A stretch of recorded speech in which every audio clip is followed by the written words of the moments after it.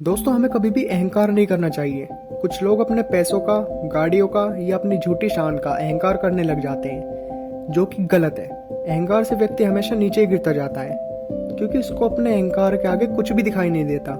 इसलिए वह व्यक्ति कभी भी अपने जीवन में आगे नहीं बढ़ सकता।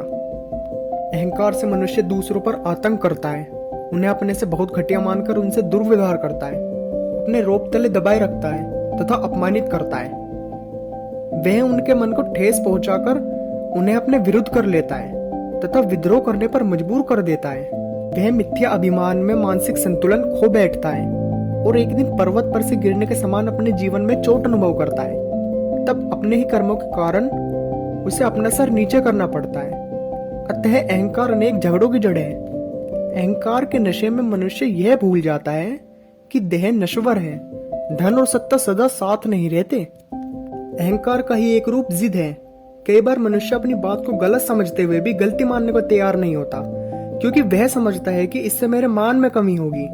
मान अपमान की इस मिथ्या धारणा के आधार पर खड़ा होकर वह अपना सब कुछ गंवाने को तैयार हो जाता है, परंतु अपनी जिद नहीं छोड़ता।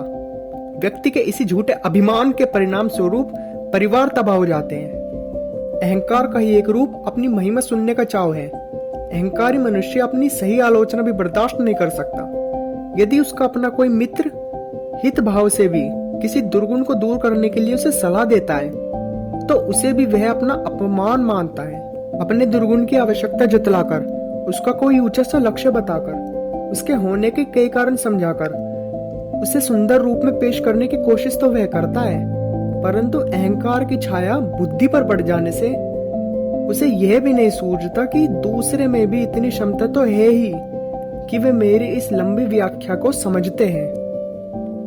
अहंकारी मनुष्य को अपनी खुशामद और चापलूसी सुनने की आदत पड़ जाती है, और जो कोई भी उसकी बात पर प्रश्न उठाता है उसे वह अपनी आंख का शहतीर मानता है।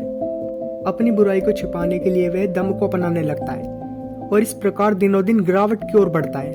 अतः अहंकार के इस अशुद्ध रूप को छोड़कर इसे शुद्ध करने में ही मनुष्य का भला है। नम्रता को धारण करने से अहंकार अपने आप ही मिट जाता है।